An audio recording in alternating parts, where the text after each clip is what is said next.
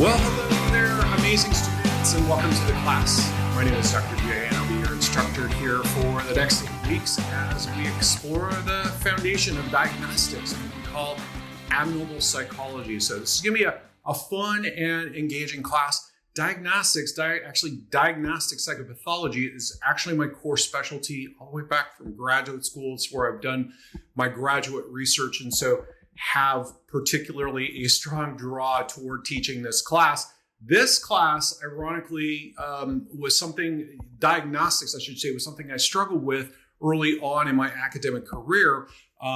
And it was something that once the light bulb went on, everything just seemed to click, because diagnostics is just a little bit more than putting a code on a piece of paper.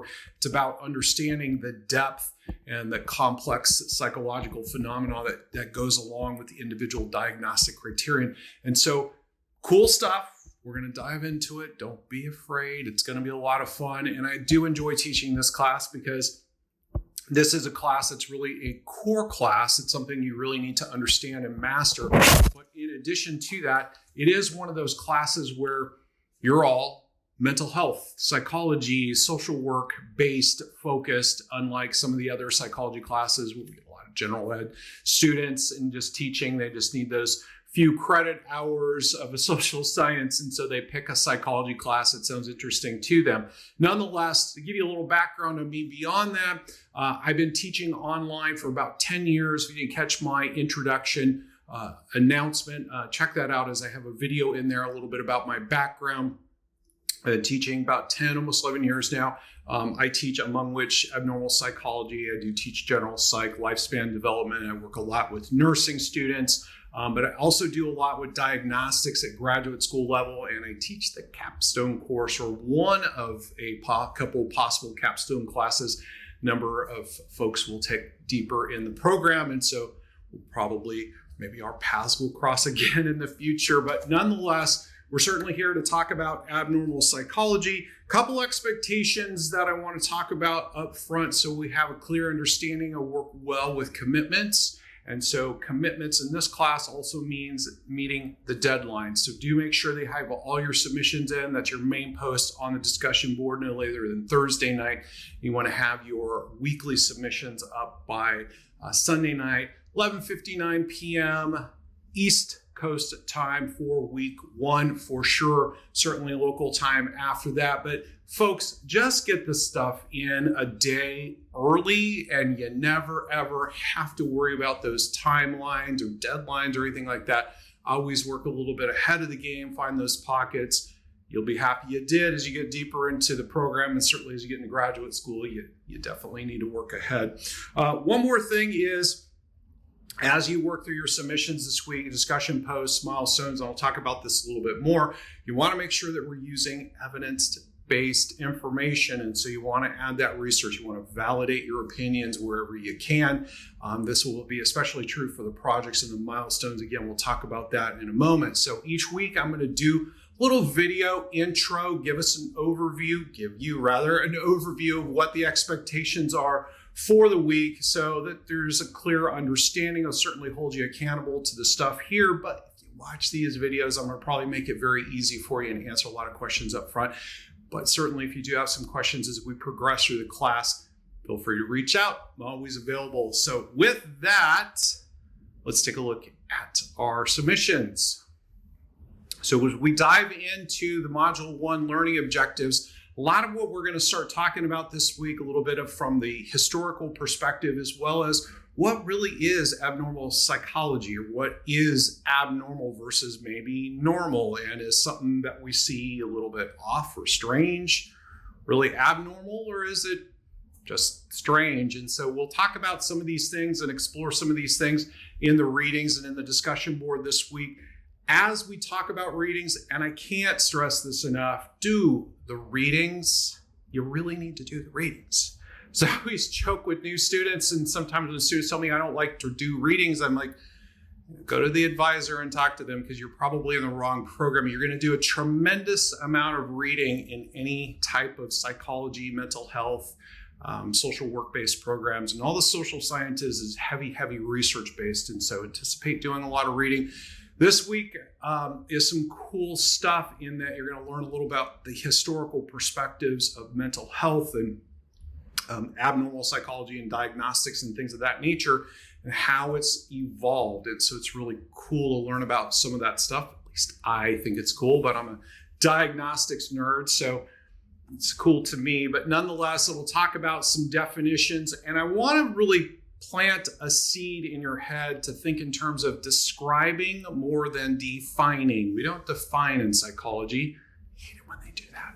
We describe things, okay? So we talk about things in a little more depth with a little bit more nuance. So don't think in terms of giving me a dictionary definition, but rather a richer understanding from what you gleaned from the research. So take a look at these videos as well down here. There's a lot of great stuff. And again, do keep up on the readings and the videos. This week is going to talk about some cool stuff again in terms of the psychology behind it, where it kind of evolved from, the demonology, the gods, the magic, the voodoo, the witchcraft, and all those stuff that people thought psychology stemmed from, right? So cool stuff to read about. And the discussion board this week, obviously the first thing is it is week one. Share some insights about you. Tell us who you are, how long you've been in the program, more or less where you're at. Sometimes students are a little bit newer in this class and sometimes they're a little bit more senior in this class. So just give us an idea where you're at in the program or maybe how long you have to go, what type of area you'd like to work in when you graduate, go into graduate school. A couple sentences along those lines will do. But when you get into talking about addressing the prompts this week, just make sure put a couple of paragraphs together that addresses each one of these things. Actually, you should probably have like roughly, 3, 4, 5 short little paragraphs that talk about each one of these aspects. I talk about short paragraphs like 3, 4, 5 sentence range. Certainly could be a little bit less than a standard paragraph, but again, you want to make sure that you address the question. That's the most important thing, and also support your answer. So we're going to talk about what is abnormal psychology, what's the difference between normal, abnormal, so to speak, and how it's been defined in various cultures and how we tend to perceive it within our society, how things have evolved. So talking about some of the programmatic themes are really helpful. I find in this class that students start discovering about things about themselves or family members or friends or significant others. And so this is a very safe environment for you all to talk. If you have some things come up for you and feel compelled to share, please do. So we certainly support everybody sharing that in this world. If you need to chat about some things, certainly reach out. Now, let's talk about the milestones. Milestones, I put a little higher priority on, projects as well. So you really want to make sure, dot your I's, cross your T's, so to speak, when you're talking about the milestones this week. Start out, of course, reading through this. By the way, I always encourage folks to read through all the instructions and the information twice to make sure you have a thorough understanding of what it is that you're answering here. But you're going to start off with the template, and you're going to essentially answer each one of these 4 questions. Now, in terms of length, again, I want to stress it says 3 to 5 sentences. I want you to think in your mind on a submission like this, not just for this class, but for all of your classes. This is a good tip. Think 5 sentences. Think the higher side. If it says 750 to 1,000 words, you should be thinking 1,000 words in your mind. And the main reason for this is not that I want to read extra, not that I want you to work harder. I want you to answer the question in such a way that when I read it, I say, nice job, not read it and think, wow, I kind of missed the boat here, so to speak, in terms of the response. And so just have a nice, thorough, complete answer. And it's usually about a paragraph for each one, okay? In terms of page length or writing length, this is about a paragraph, roughly 2 paragraphs per page, roughly 2.5 pages, 3 pages, maybe if you went on long. Make sure that you have good references and support APA references in there. One thing I do want to stress on these types of submissions, and some students will do this, some students won't. I think I take that back, we're using a template, but maybe on the projects we won't. When you have multiple questions like this and you run on for 2 or 3 paragraphs, it's not always a good thing, by the way, but just make sure that you have some headers. In this particular case, we're using a template, so scratch all of that. I'm thinking of the projects. Those will be coming up. Just because I wanted to give you a little precursor on the projects. That's what it was. Let's go with that response, right? Within the projects, I want you to think in terms of, and I always tell students this, I'm really here to help facilitate making this easier for you. I'm all about choosing easy. I really am. Work hard on your milestones, your discussions, and things of this nature as it filters into project one. If you've done good research on each one of these submissions, when you get to your project, this is going to be easy for you. You're going to already have that basis, that foundation to work upon, and then you're just going to utilize that research you've been using.